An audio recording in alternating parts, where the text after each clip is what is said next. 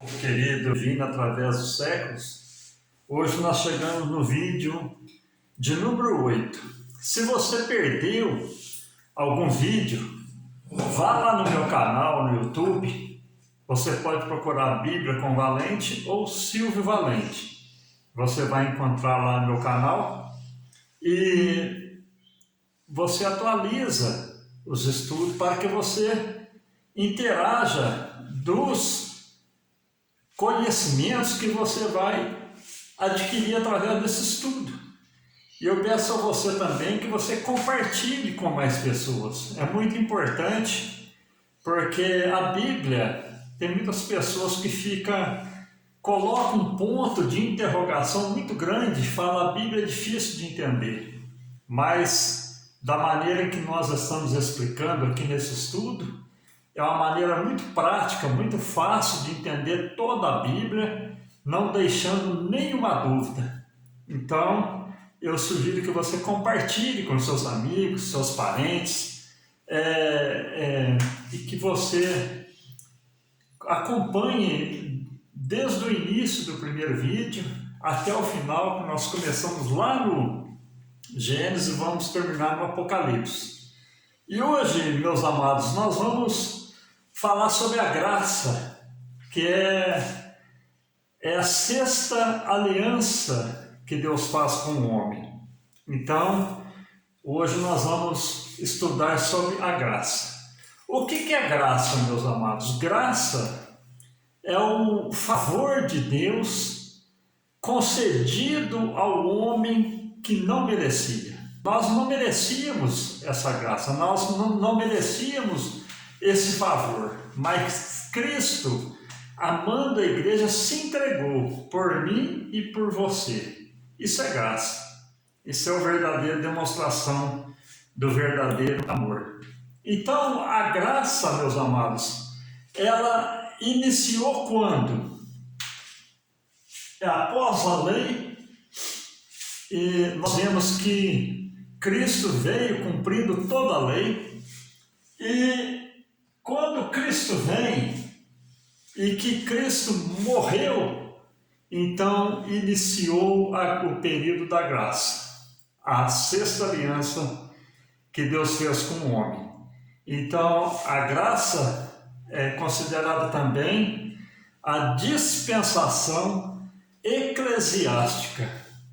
Nós vemos, meus amados, que Cristo, ele consagrou um novo caminho. Se nós olharmos para Hebreus 10, 20, vem nos dizer o seguinte: pelo novo e vivo caminho que ele nos consagrou pelo véu, isto é, pela sua carne. Quando Cristo morre, meus amados, o que aconteceu na morte de Cristo? Todos sabem que na construção do tabernáculo, lá no deserto, tinha o pátio, onde ficavam as pessoas que se aproximavam ali do tabernáculo. Tinha um lugar santo, que era onde eram oferecidos sacrifícios, e tinha um lugar santíssimo, o Santo dos Santos. O lugar santo dos santos, meus amados, era só uma vez por ano que o sacerdote entrava naquele lugar. E nós vemos que quando o sacerdote passava aquela cortina, que era uma cortina grossa, ele oferecia sacrifício para si e para o povo, recebia de Deus as ordenanças para transmitir para o povo. E no templo também da mesma forma, meus amados. E quando Cristo morre, o véu do templo se rasgou de alto a baixo. A sua carne sendo rasgada, ela também abriu para o homem um caminho para que o homem pudesse estar, que é o caminho da graça, um novo caminho, um novo período, uma nova aliança. Então nós vemos aqui, meus amados, que pela ação do véu que foi rasgado. Se nós olharmos lá em Mateus 24, 51, vem falar isso. E após a morte de Cristo, o que aconteceu? Aconteceu o Pentecostes, quer dizer, Cristo subiu e o Espírito desceu. Cristo tinha dito para a igreja: olha, se eu não for, ele não virá. Então Cristo foi e o Espírito Santo de Deus veio, a terceira pessoa da Trindade está em nosso meio. É ele que convence o homem do pecado, da justiça e do juízo. É a ação de Deus hoje, não visível a nossos olhos, mas sentida pela nossa alma, que é o Espírito Santo de Deus. Então nós vemos aqui, meus queridos, que o sacrifício perfeito, a morte de Cristo, cumprindo todas as profecias do antigo pacto. Então Cristo, ele cumpriu todas as profecias, não deixou uma que não fosse cumprida. Todas se cumpriram. E todas as profecias que irão acontecer, elas irão cumprir também da mesma maneira. Deus vela pela sua palavra para que ela se cumpra. Ainda que o homem faça seus planos, os governos façam as suas guerras e lute contra a igreja, toda a profecia será cumprida. Nós vemos aqui, meus queridos, que como Moisés foi mediador da antiga aliança, Cristo, ele foi mediador da nova aliança. Se nós olharmos para Lucas 22:20, vem nos falar da seguinte maneira, meus queridos. Lucas 22:20 vem nos dizer: glória a Deus. 22:20. Semelhantemente tomou o cálice depois da ceia, dizendo: este é o cálice do Novo Testamento no meu sangue, que é derramado por vós. Agora, Jesus, meus queridos, quando participa da última ceia com os discípulos, ele pode dizer: olha, este é o cálice do Novo Testamento no meu sangue, que é derramado por vós. Então, Cristo agora, ele vem, através da última ceia, dizer para os discípulos: olha, eu estou preenchendo um testamento, fazendo um testamento que eu vou fazer com vocês uma nova aliança. Então nós vemos aqui, meus queridos, que a nova aliança inclui a presença de um testamento. Quer dizer, foi testamentado por Cristo. Ele assinou. E o testamento, meus amados, na vida material, na vida cotidiana, ele só é válido com a morte do testador. Então, o testamento de Cristo, que Cristo fez, só seria válido com a sua morte. Se nós olharmos, meus amados, lá para Gálatas, no capítulo de número 3, versículo de número 15 e 16, vem nos dizer: irmãos, como o homem, Gálatas 3, 15 e 16 vem dizer: irmãos, como o homem falo, se o testamento de um homem for confirmado, ninguém o anula, nem o acrescenta. Ora, as promessas foram feitas a Abraão e à sua posteridade. Não diz, e as prosperidades, como falando de muitas, mas como de uma só.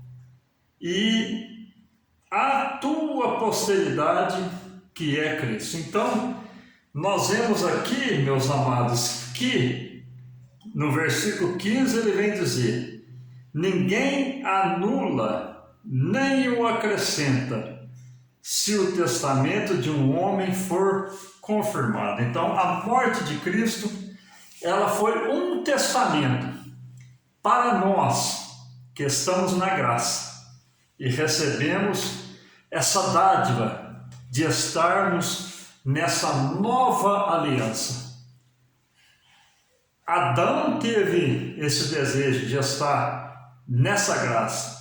Os patriarcas, Noé, Moisés, Davi, mas hoje nós estamos na graça. Somos ceifeiros da última hora, os últimos chamados para a obra do Senhor. Então nós vemos aqui, meus queridos, que a responsabilidade do homem no período da graça, qual que é? É muito simples, meus queridos. Cristo já fez a sua parte. Agora cabe à igreja simplesmente cumprir o que está em Marcos 16:16, que diz: quem crê e for batizado será salvo, mas quem não crê será condenado. Meus amados, nem todos serão salvos. Por quê? Porque nem todos se convertem. Mateus, no capítulo 22, versículo 14, você pode entender isso aqui. Cristo ele veio para todos, meus amados, mas nem todos aceitam, nem todos se convertem. Então, se nós olharmos aqui para Mateus 22, versículo 14, vem dizer: porque muitos são chamados, mas poucos escolhidos.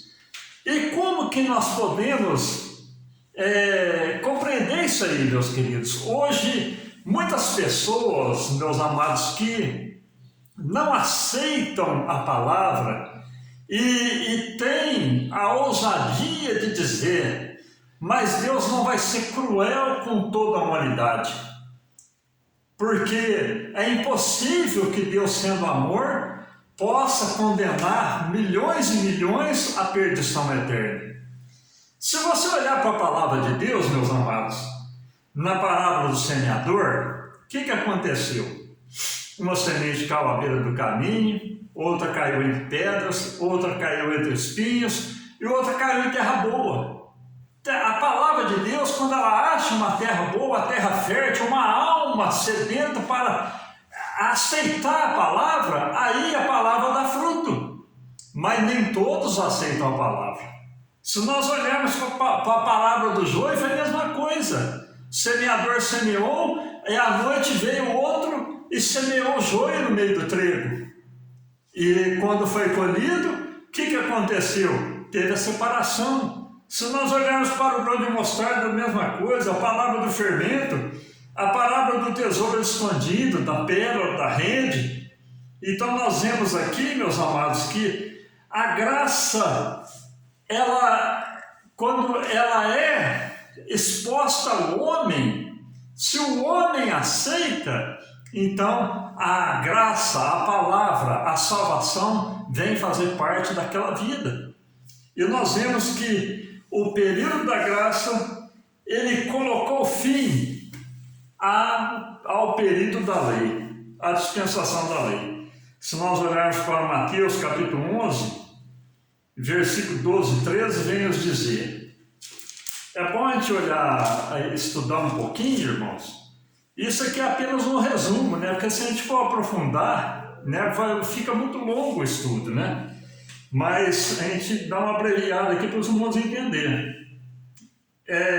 Mateus 11, 12 e 13 vem nos dizer: e desde os dias de João Batista até agora se faz violência ao reino dos céus, e pela força se apoderam dele.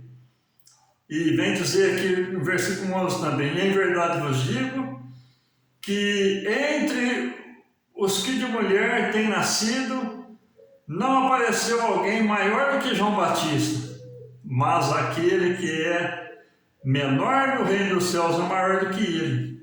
E desde os dias de João Batista até agora se faz violência ao reino de Deus, e os homens pela força se apoderam dele.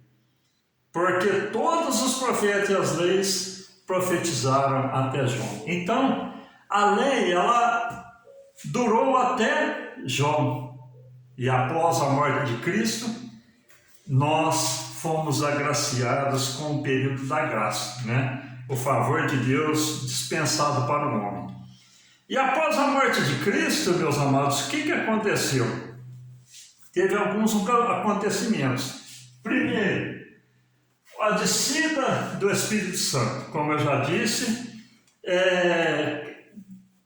no dia de Pentecostes, o Espírito Santo de Deus se manifesta e ali, hoje, nós temos o auxílio do Espírito Santo de Deus no meio da igreja. Outra coisa que aconteceu, meus queridos, muito interessante também na morte de Cristo, qual que foi? Quando Cristo morreu, meus amados, como eu já disse no estudo passado, quando Adão peca e passa a ter consciência do bem e do mal, quando ele pecou, o que aconteceu? O pecado gerou a morte espiritual e a morte física. E ali o que acontece? Todos que morreram, após a consciência, eles foram trazidos para onde? Para o seio da terra. De um lado tinha o paraíso e de outro lado o Hades, Sheol ou inferno, que ainda não é o lago de fogo. E após a morte de Cristo, o que aconteceu? As pessoas que estavam no paraíso terrestre, eles foram levados ao paraíso celeste, que é abaixo do trono de Deus. É o que aconteceu, meus amados, com o ladrão que estava com Cristo na hora da crucificação. Ele olhou para Jesus e disse: lembra-te de mim. E Jesus falou assim para o ladrão: hoje mesmo estarás comigo no paraíso. Então, meus amados, as almas que estavam, os salvos que estavam no paraíso terrestre, que era no seio da terra, se você for olhar a parábola do rico e do Lázaro, um abismo separava os dois lados, e o rico estava em tormentos, e Lázaro estava no seio de Abraão. Nós vemos que após a morte de Cristo, esses salvos que estavam aqui no paraíso terrestre foram levados para o paraíso celeste. Então tem várias passagens que nós podemos observar, inclusive Salmo 68, 18, vem nos dizer o seguinte, meus amados. É bom a gente olhar a Bíblia aqui para os irmãos entendendo um pouquinho. Salmo 68, 18, vem dizer para nós: glória a Deus. Tu subiste ao alto. Foi quando Cristo subiu e foi elevado aos céus. Tu subiste ao alto.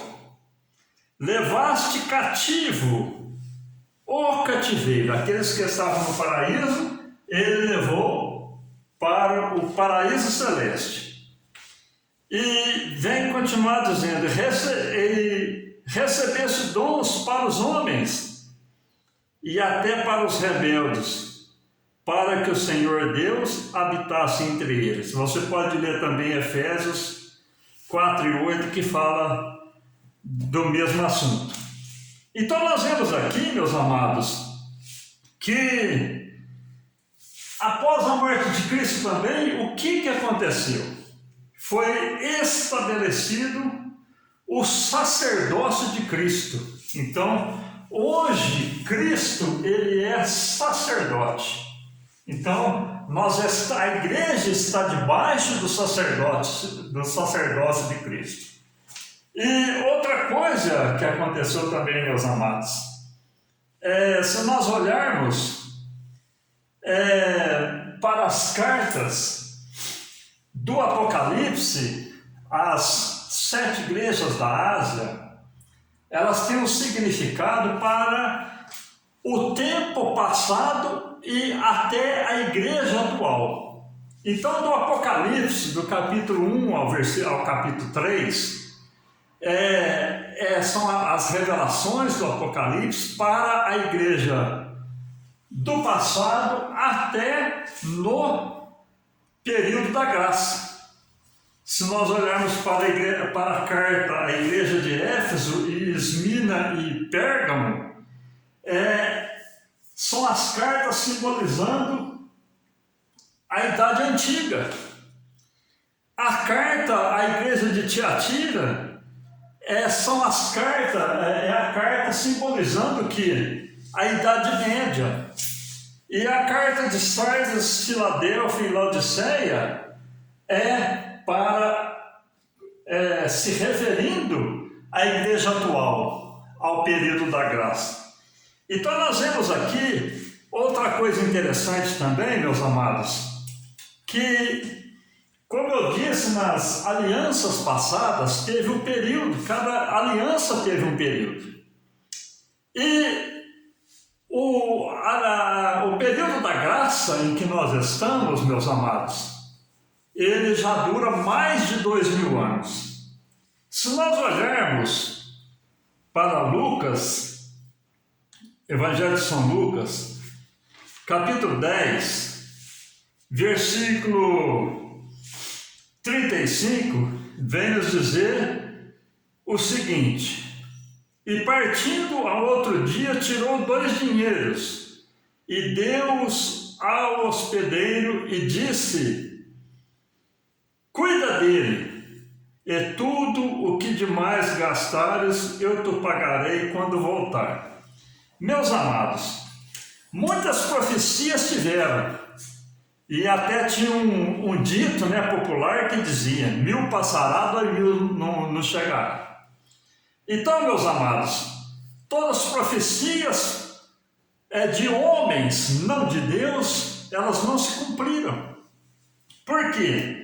Se nós olharmos aqui para Lucas, naquela passagem que nós vemos daquele homem que foi pegado pelos bandidos e ele foi maltratado, ele foi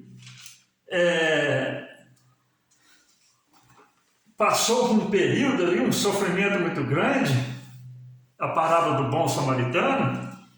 Nós vemos, meus amados, aquele dinheiro simbolizando o quê? 2000 anos. E ele disse: olha, cuida dele. E quando eu voltar, se passar um pouco do que eu tenho, eu te pago. Então, os 2000 anos, e continuamos, e ninguém sabe o dia e nem a hora que o Senhor há de vir. Se nós olharmos para Marcos capítulo 13, versículo 32, uma passagem bastante conhecida, vem nos dizer o seguinte: 13:32 vem nos dizer: mas daquele dia e hora ninguém sabe, nem os anjos que estão no céu, nem o Filho, senão o Pai. E vem um alerta para a igreja: olhai e vigiai e orai, porque não sabeis quando chegará o tempo. Meus amados, hoje Cristo está sentado à direita de Deus. Eu creio que hoje Cristo sabe o dia e a hora da sua volta. Mas quando Cristo estava no meio do povo, ele era homem como eu, como você. Então ele pode dizer: olha, ninguém sabe o dia nem a hora. Nós vemos, meus queridos, que vem esse alerta para a igreja: orai e vigiai, porque a gente não sabe o dia nem a hora. Então, meus amados, é um alerta para a igreja. Cristo está às portas, Cristo está voltando. E o período da graça, meus amados, em que nós estamos, ele termina quando?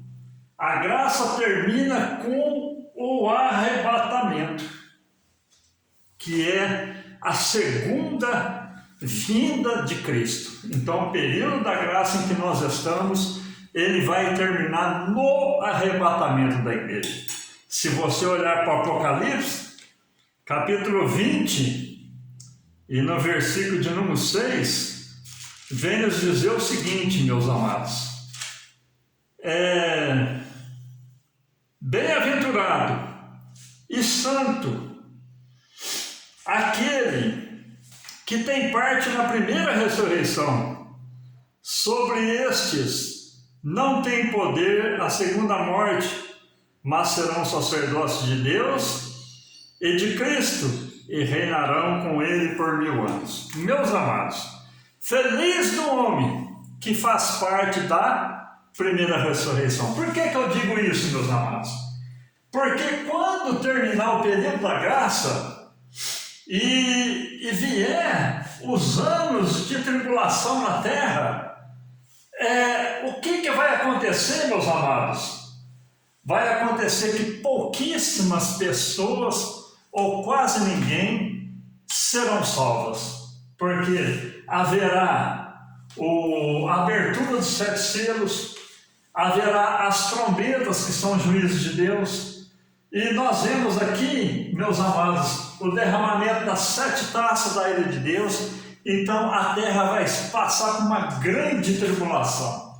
É o estudo que nós estaremos vendo mais para frente um pouquinho. E então nós vemos aqui, meus amados, que o capítulo 4 do Apocalipse já é a igreja atual, que é a graça. Ela vai até o capítulo 3 de Apocalipse.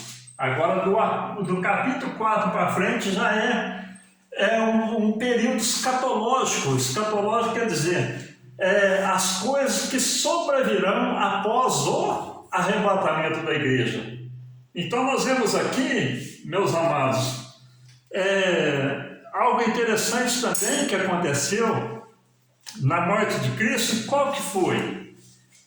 Após Cristo morrer, e quando Cristo ressuscita, o que aconteceu? Aconteceu que também mais de 2, algumas pessoas também ressuscitaram. E às vezes isso aí vem dar uma grande interrogação também nas pessoas, e perguntam: mas e esses que foram ressuscitados na morte de Cristo? Que lá em Mateus, no capítulo 27, 52, você vai encontrar. Então, quando Cristo ressuscita, alguns sepulcros são abertos, e aquelas pessoas que estavam mortas eram santas, pessoas salvas, ressuscitaram também. E ali o que aconteceu com eles, meus amados? Por que eles ressuscitaram? Foi como testemunho de que houve a ressurreição de Cristo. Todos conheciam aqueles mortos e puderam ver quando eles entraram na cidade, foram recebidos. Aquilo lá serviu como testemunho, mas não que eles foram para os céus, eles tornaram a morrer novamente, porque Cristo foi feito a primícia dos que dormem. Então somente Cristo foi para os céus. Por que aconteceu isso, meus amados? Se você olhar para trás, Enoque, ele foi trasladado. Por que Enoque foi trasladado? Para mostrar para o povo, antes diluviano, que haveria de ter um arrebatamento. Elias foi trasladado. Por que Elias foi trasladado? Para mostrar para o povo que estava terminando a lei, que haveria de ter um arrebatamento. E por que esses mortos eles ressuscitaram? Para mostrar que para nós que estamos na graça, que a ressurreição de Cristo for verdadeira e também haverá o arrebatamento. Então nós vemos aqui, meus queridos, que esse período da graça é um período maravilhoso e você pode dar glórias a Deus por isso, por você ter revelação do plano de Deus para a minha vida e para a sua vida. Então vale a pena, meus amados, nós ficarmos firmes, servindo ao Senhor, porque brevemente, as trombetas soarão nos céus e a igreja de Cristo será arrebatada e estaremos sempre com o Senhor. E nós vemos aqui, meus queridos, que o próximo estudo nosso, o vídeo de número 9, nós vamos ver o que está acontecendo com a igreja atual hoje. O que está acontecendo com a igreja? Qual que é a situação da igreja? Então, é o século presente nós vamos estudar. E enquanto a igreja está na terra, no período da graça, está tendo dois acontecimentos. É o que nós vamos estudar no próximo vídeo. Quais são, irmão Silvio? O primeiro acontecimento, nós temos aqui, meus amados, o século presente, os acontecimentos da igreja atual. E temos também, no mesmo instante que a igreja está vivendo o século presente, o século da graça, está acontecendo nas regiões celestiais o sacerdócio de Cristo. Então, no próximo vídeo, nós vamos estudar o sacerdócio de Cristo e o século presente. Amém, meus amados? E após esse acontecimento aqui, meus queridos, que é o próximo vídeo, nós estaremos falando da estátua de Daniel, para depois entrarmos no Apocalipse, que é a estátua de Daniel. O Daniel, meus amados, ele é considerado o Apocalipse do Velho Testamento. Então, é interessante nós estudarmos também a estátua de Daniel para depois a gente entrar no Apocalipse. E eu peço a você que você continue conosco, compartilhe esses vídeos, é muito interessante para a pessoa ter um entendimento mais fácil, né, das coisas de Deus, da palavra de Deus, e possa tirar muitas dúvidas, né? Então, o próximo vídeo é o século presente e o sacerdócio de Cristo. Amém, meus amados? Que Deus te abençoe, que Deus te prospere, que Deus te dê graça para você permanecer firme, fiel na presença do Senhor, e eu quero encontrar com você nas mansões celestiais. Amém? Que Deus te abençoe poderosamente. Fiquem com Deus.